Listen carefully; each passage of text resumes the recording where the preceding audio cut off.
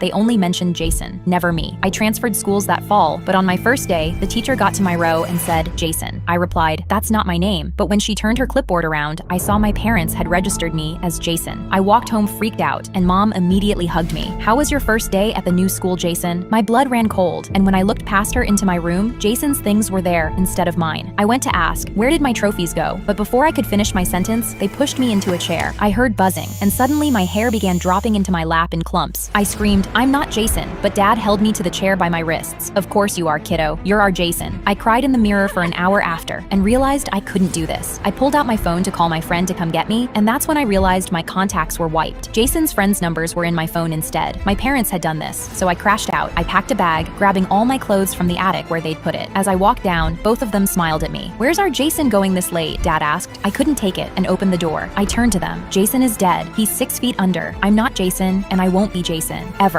You're sick in the head, and Jason's soul hates you for what you did to me. I slammed the door, and when I looked through the window, I saw it. Their smiles dropped. They looked at the empty hall where Jason wasn't, and both of them dropped to the floor crying. They finally realized their son was gone. And even though she was still alive, their daughter was too. I never visited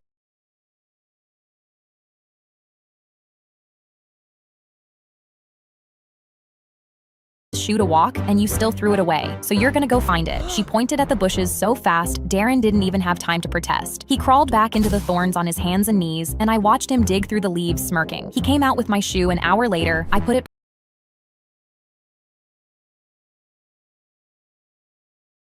on. The funny thing was, I saw where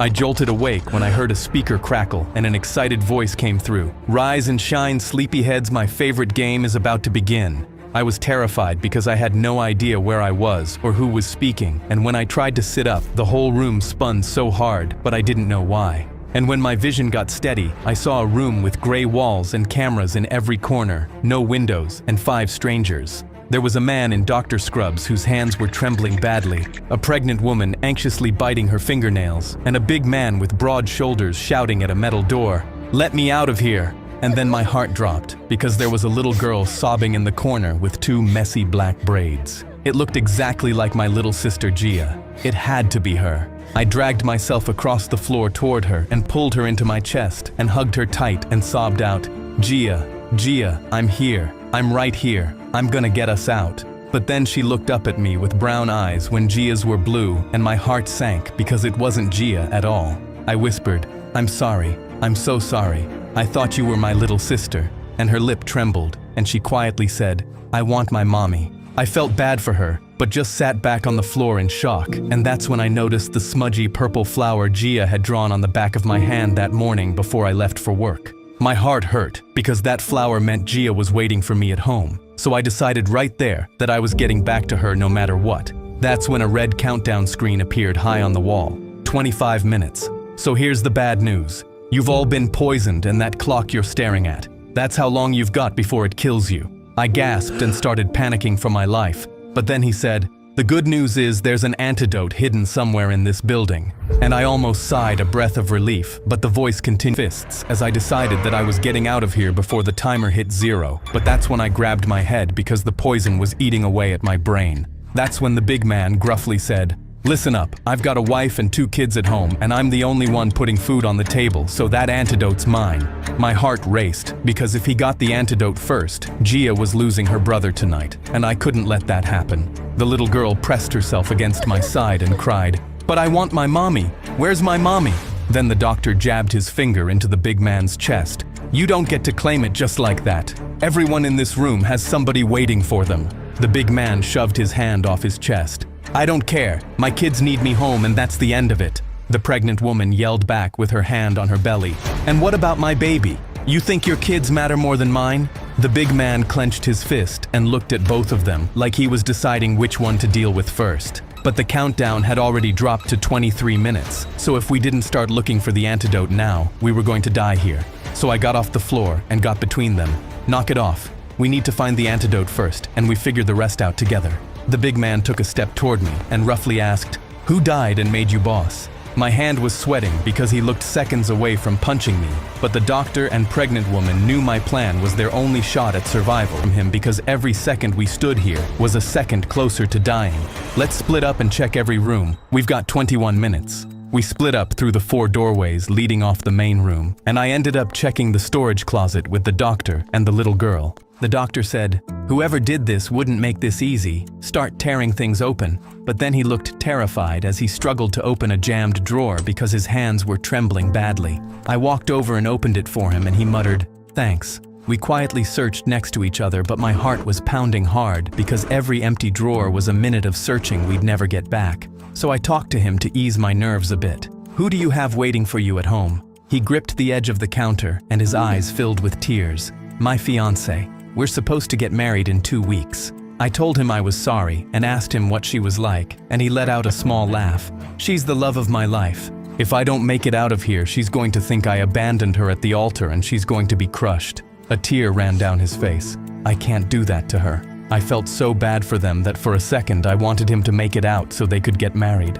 And then he went back to searching with more urgency. "That's why I'm going to find the antidote. For her." That's when I felt a small tug on my shirt and looked down to see the little girl pointing up at the top shelves with tears in her eyes. "I can't reach those. Can you help me?" Her braids fell over her shoulders, and for a second I saw Gia standing in front of me, asking me to grab cereal off the top shelf. So I told her, "Of course, come here," and I picked her up under her arms and lifted her up to the top shelf. She started pushing things around looking for the antidote, and her body was trembling from the poison, but she didn't say anything because she was trying to be brave. After a minute, she quietly asked, "Am I doing it right?" And I smiled. "You're doing perfect." But I looked over at the countdown, and it was already at 18 minutes, so we really needed to hurry up.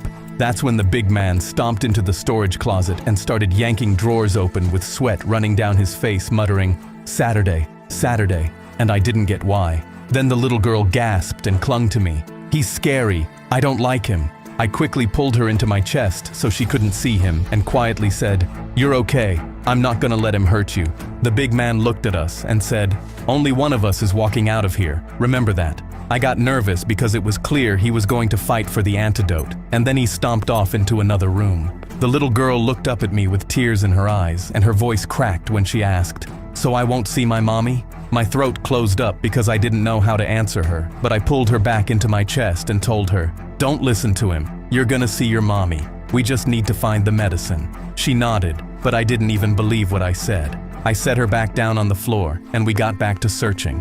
I grabbed a small container from one of the lower shelves, and before I could open it, a wave of dizziness hit me so hard I had to grab the shelf to keep from falling. I gulped anxiously because the poison was getting worse, but we weren't getting close to finding the antidote. The little girl saw me struggling and reached up. "I can do it." I gave it to her and noticed my purple flower getting more smudged. And I told myself the first thing I was doing when I got home was letting Gia draw a new one. But then the little girl looked inside and frowned. "It's empty." My heart dropped, but I forced a smile and said, "That's okay. You did really good. You're helping us a lot." And her face lit up. But then she started coughing really hard, and her face went pale, and her little legs gave out. I caught her before she hit the floor, and we both slid down to the ground together. My heart was racing because she was getting sicker fast. "Just rest for a second, okay? I'm gonna stay right here with you." She rested her head against my arm and quietly said, "I want my bunny. He always makes me feel safe." I talked to distinctly turned into another cough, and it worried me. But my worry got worse when I saw the countdown at 16 minutes. My stomach twisted because I needed to be searching for the antidote to get back to Gia, but I couldn't leave the little girl alone either. But that's when the doctor walked over to us. There's nothing. Lifted the little girl up to her feet, and we headed into the next room to keep searching. The pregnant woman was already in there opening cabinets, but she was struggling to bend down and check the lower ones because of her belly. So I told the little girl to start checking the drawers on the other side of the room. I pushed myself off.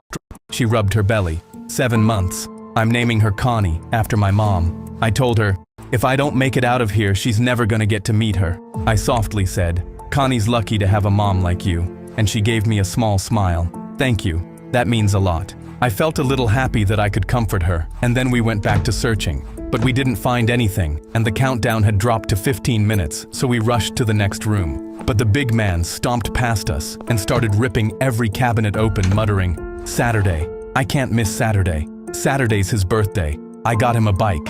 I gotta be there. My heart broke for him, because that's what he'd been muttering this whole time, and now I couldn't even be mad at him for fighting so hard for the antidote. The 5 of us started ripping through every drawer and cabinet because we all had someone waiting for us at home, and after a couple of minutes the little girl opened a cabinet in the back and pulled out a small glass vial, and she turned to everyone asking, "Is this the medicine?" My heart actually stopped for a second because that was our way out, but then I watched everyone's reactions to the vial and realized we all wanted it. The doctor tightened his jaw. The pregnant woman's hand went to her belly, determined to save her baby, and the big man's eyes locked onto that vial like nothing else in the room existed. That's when everyone moved at once. The doctor crouched down in front of the little girl with tears running down his face and held out his ring finger to her. "Sweetheart, look at my ring. It's pretty, right?" The little girl sniffled and nodded slowly. "It's really pretty." "Yeah, it is. My fiancée. She's really pretty too, and she's waiting for me. You want to help me get back to her, right?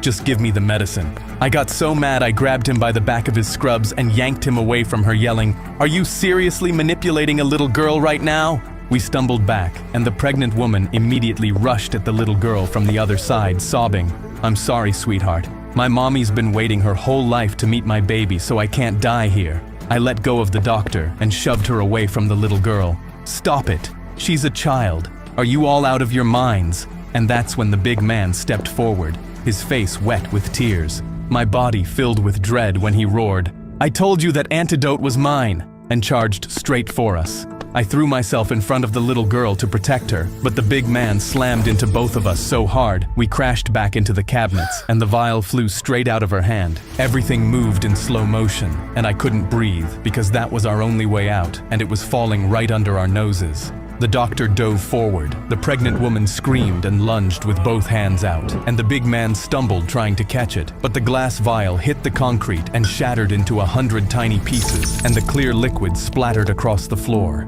The room went dead silent, except for the sound of the countdown ticking down to 11 minutes, and we all stood there frozen, staring at what we'd just done. My legs gave out, and I dropped to the floor devastated because I knew I was never seeing Gia again. Then the voice came over the speakers with a long, mocking laugh. "Oh, that was incredible. All that fighting just to break the only thing keeping you alive. Congratulations. You just killed each other." The big man dropped to his knees and just pulled a folded photo out of his wallet with shaking hands. I could see it was 2 little boys and a woman, and he muttered, "I'm not gonna be there Saturday, buddy. Daddy's not gonna make it." Seeing him cry made my chest ache, and then I saw the pregnant woman sink to the floor and pressed her hands against her belly and started talking to it. "Connie, baby, I'm so sorry. Mommy's so sorry. Grandma was gonna love you so much. She's been waiting for you her whole life." I had to look away from her because I couldn't watch a mother apologize to her baby for dying before she got to meet her. The doctor was also crying and playing with his engagement ring, whispering his fiancé's name over and over. The little girl tugged at my shirt, and tears were streaming down her face when she asked, "Are we gonna die?" I dropped down to my knees in front of her and pulled her into the tightest hug, sobbing hard, and I felt her little arms wrap around my neck and her braid. "Are we gonna die?" I dropped down to my knees and for a second, it actually felt like I was hugging Gia goodbye. But then the little girl started coughing badly, and when I let go, there was blood all over her mouth, and the pregnant woman started moaning and clutching her stomach harder, while the doctor collapsed onto his side, gasping for air. I clutched my heart because it felt like it was being squeezed, but I ignored the pain and crawled over to the puddle and stared at it because we were so close. I whispered, "I'm sorry, Gia. I'm so sorry." Because in 9 minutes I would be dead and she wouldn't even know. But then I saw the vial's label and my heart happily skipped a beat because it said Antidote 1 of 2 in black ink. I got up and held up the wet piece of label. "Everyone get up. There's another antidote in here. Look." The doctor's voice came out hoarse. "That's just a label. It doesn't mean anything. Just give up." But the big man wiped blood off his lip and dragged himself upright, using the wall for support. "I'm not dying in here. My son's birthday is on Saturday. If there's a chance there's another way out, I'm taking it." The pregnant woman looked at him with a hint of courage she didn't have a second ago, and she pushed herself off the floor too. The doctor exhaled hard through his nose and also got up muttering, "Fine, but if this is a wild goose chase, I swear to God." And he stumbled toward one of the 4 doorways without finishing the sentence. I helped the little girl up to her feet and she asked, "So I will go home to my mommy?" I nodded slowly and said yes, even though I didn't know if it was true, but I didn't want to break my promise to her. We all split up again to search rooms we hadn't searched yet, but my lungs felt like they were filling with something thick, and I had to stop every few steps to catch my breath. And then I checked the countdown again, and it was at 7 minutes, and I knew if we didn't find that second vial soon, we were all dying in here. But I continued to drag myself down the long, narrow hallway because Gia was waiting for me. At the end of the hallway was a small storage room with a glass vial and syringe sitting on a table in the back. My heart jumped in my chest because that was my way back to Gia, and I almost ran toward it. But that's when the big man stumbled in through a door on the other side of the room. He looked angry when he saw me, but then his eyes locked onto the table and his whole body went rigid, and I knew I had to act fast because we only had 5 minutes left. I held up my hands. "Don't do anything stupid. We promised we'd figure this out together." He shook his head with tears already in his eyes. "It's not stupid. I promised my boy I'd be there for his birthday." His shoulders dropped forward an inch, and I watched him so closely my eyes started to burn because I had no way of knowing when he was going to make a run for it. But a few seconds later, he lunged towards the table, and I ran after him. I tackled him, and we both dropped to the concrete floor. But even with the poison killing us both, he was still stronger, so he pushed me off and got up. He stumbled toward the table and grabbed the vial and the syringe, and I was going to get up, but that's when another wave of poison hit me, and my whole body went heavy, and I couldn't move. Tears were streaming down my face as I watched him push the needle into the vial and with shaking hands fill the syringe with the antidote. Every part of me was begging my body to move because Gia couldn't lose me, but my body stayed still, so I shouted, "Please, I have a sister. She's only 7. She needs me." But he was already lifting the syringe over his thigh, sobbing, "I'm sorry, my boy needs his dad." I dug my nails into the concrete and forced myself off the floor screaming because I wasn't letting Gia lose her brother. I grabbed his leg and yanked as hard as I could. He crashed down, and I jumped on top of him to get the syringe from him. We got tangled up, and he was holding the syringe in his fist, trying to push it down into his own thigh, but I grabbed his wrist with both hands and tried to pull it back up. He was crying so hard he could barely get the words out. "Please, please, just let me go home, please!" I shouted back through my own tears. "I have a sister, I have a sister!" But then he plunged the syringe straight down between us, but we both stared at each other horrified, because when we looked down at our thighs, the needle was in my thigh and the antidote was in me. I got off him and took the syringe out of my thigh, feeling relieved because Gia wasn't losing me tonight. But when I looked at the big man, his eyes were filled with tears, and I instantly felt guilty. He slammed his fist into the concrete next to him hard enough to split his knuckles open, and then his voice came out broken. "Tell my boy I tried. Tell him his dad got him a bike for his birthday, and I tried to be there on Saturday." I told him I would because that was all I had left to give him, and then I pulled myself up using the table and stumbled toward the door. I entered the main room and everyone was already there, sitting against the walls with blood on their mouths and gray skin. The countdown said we had 1 minute, but it didn't even matter anymore. The doctor rasped out, "Did you find it? Did you find another one?" And the pregnant woman stood up looking hopeful. The little girl looked at me with trusting eyes, and I had to look away from all of them, feeling ashamed, but I forced myself to look them in the eyes and said, "The big man accidentally injected me. The antidote's already inside me. I'm so sorry." The doctor's eyes widened in fear, and he let out a broken chuckle. "I'm not gonna make it to the wedding." The pregnant woman started talking to her baby again. "I'm sorry, Connie. I'm so sorry." The little girl walked up to me on shaky legs and grabbed my hand and looked up at me and quietly said, "It's okay. Gia needs you." I started sobbing because I didn't deserve her being okay with this, and then the big man stumbled in, dragging himself along the wall for support, and that's when the voice came back laughing hard. "Oh, that was the best one yet. You couldn't have written it better if you tried. Congratulations to our winner." My chest felt heavy because I didn't feel like a winner. But then 4 red sniper dots appeared on 4 foreheads. 1 on the doctor's forehead, the pregnant woman's, the big man's, and the little girl's. My breath got caught in my throat from the realization that the little girl was going to die, and then everything around me slowed down. I felt my legs push off the concrete before my brain caught up, and the air around me went thick like I was running through water. I could hear my own voice screaming from somewhere far away. No, no, she's a kid, she's just a kid. But my body was moving too slow. The dot stayed on her forehead, and her little eyes were still looking up at me like she was waiting for an answer. I wasn't going to push her out of the way in time. I wasn't going to make it. But then I tackled her onto the floor as 4 gunshots cracked through the air at once.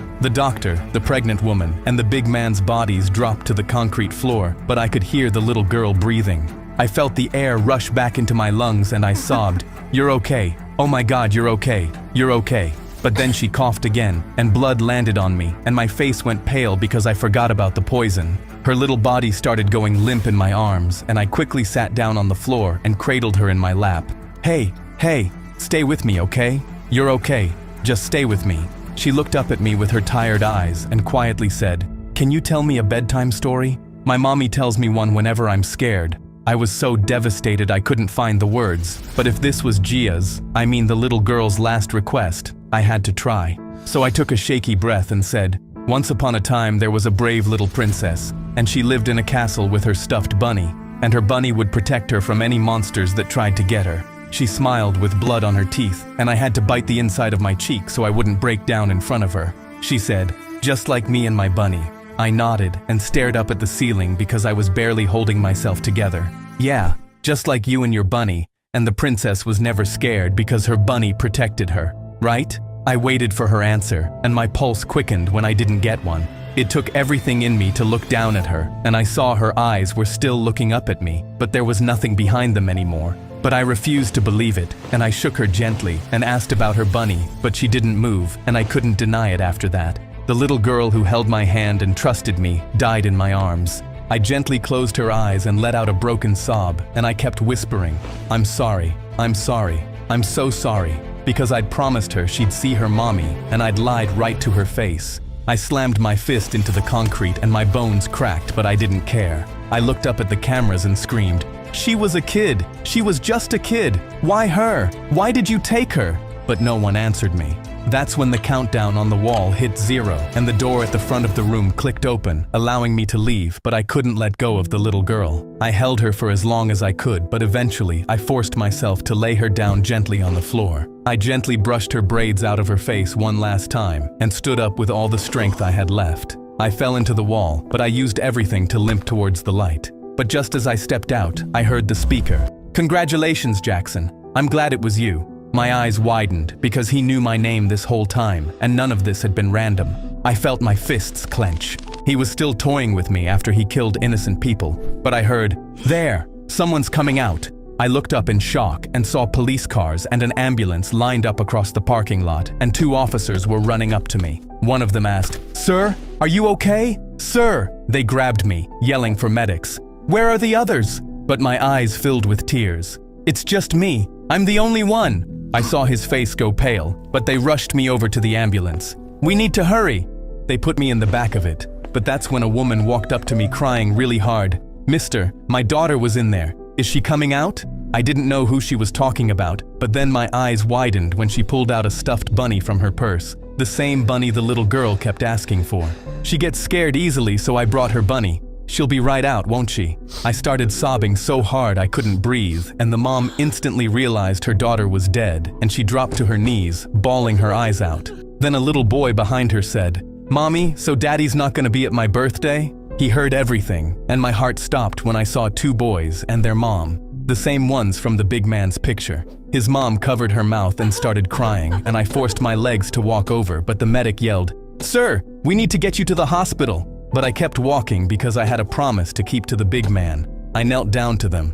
"Your daddy wanted me to tell you something." They looked at me with curious eyes. "What did Daddy say?" "He got you guys a bike for your birthday on Saturday. He tried really hard to bring it home to you. He loved you two so much." They started crying, and their mom dropped down and pulled both of them into her chest, sobbing. "Sir, we have to go now." I stood back up with the guilt eating me alive, and that's when I heard it. "Jackson!" I turned around and my heart actually stopped. Gia was running to me, braids bouncing and tears on her face. I fell to my knees and held my arms open. She crashed into me and wrapped her little arms so tight around my neck I could barely breathe. But when I saw the smudged purple flower on my hand, I sobbed harder because I'd made it home and she was going to draw me a new one tomorrow. "Jackson, Jackson, I thought I lost you. Please, please, please don't leave me ever again. I'm here, Gia. I'm not going anywhere. I promise. After a while, I pulled back and looked at her face, and her braids were a mess, but it was her, my baby sister. I shakily whispered, "Let's go home," and grabbed her tiny hand, and we walked to the ambulance together. But as we climbed inside, I saw the big man's family and little girl's mom sobbing, squeezing her bunny. I realized I had survived the game, but I would never survive what it cost me.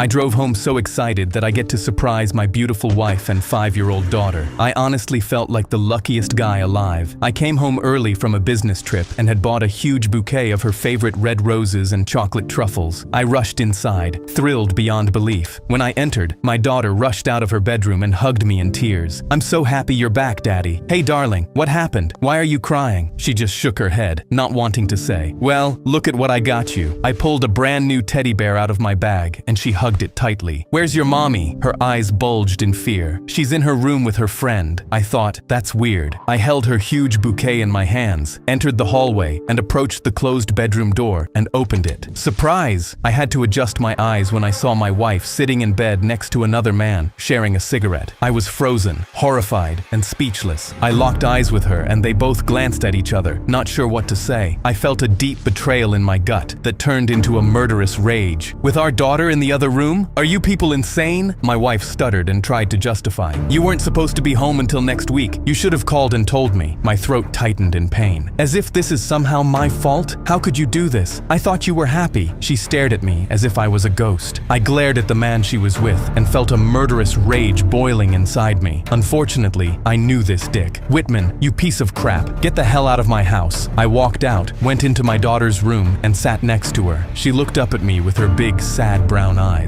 "What were they doing in there, Daddy?" I felt a sting in my heart and tried not to show her that I was in pain, but she could tell. "It doesn't matter, baby. All I can tell you is that no matter what happens, I will always be there for you, and I love you more than you can imagine." "I love you too." I hugged her tightly. "Pack up a few of your clothes, okay? We're gonna go to a hotel." I walked towards the front door with her, and my wife yelled, "Where the hell do you think you're going with my daughter? To a safe place where she isn't exposed to your madness." Whitman came out behind her. "You're a small, pathetic, weak little man. I'm shocked that you're surprised to see your wife with me. Clearly, I'm more of a man than you'll ever be. That's why she chose me, you little weasel." My fists clenched and I felt the veins popping out of my forehead. I wanted to kill him so badly. Then I noticed my daughter watching me with fear in her eyes. I couldn't do it in front of her. She had been through enough. "You're lucky my daughter's here, or I'd end you." We went to a hotel, and 2 days later, I was awoken to a loud knock at my door. I opened it and saw a dainty little man. "You've been served." I read the summons. "A custody hearing? What?" I sat in court and watched Whitman's lawyer prance around and lie his face off. "Your Honor, this man is an unhinged drunk and a serious danger to the well-being of his daughter." I was horrified. I screamed out to the jury, "Everything he just said is a complete lie. Just ask my daughter." "We object, Your Honor." Sustained. I covered my face with my hands in horror. A week later, the judge spoke. "Will the defendant please rise? After hearing both sides clearly, I am giving full custody of your daughter to your wife." My heart sank. Then I saw my poor, sweet little angel fall to her knees and weep. "Please, let me be with my daddy. Please, I want my daddy." Her weeping tore my heart in half. I tried to comfort her. "Stay strong, darling. Daddy will always be here for you. It'll be okay." A month after the trial, they moved into Whitman's big mansion on his private island, and I was left with nothing. But I was not about to go down easily and lay down and die for these jerks. I had to make a plan, so I sat across from my FBI agent friend, Argento. "Whitman's having a dinner party on his island tomorrow night. I'm going undercover so I can sneak on, kidnap my daughter back and take her to live in Italy." He looked at me like I was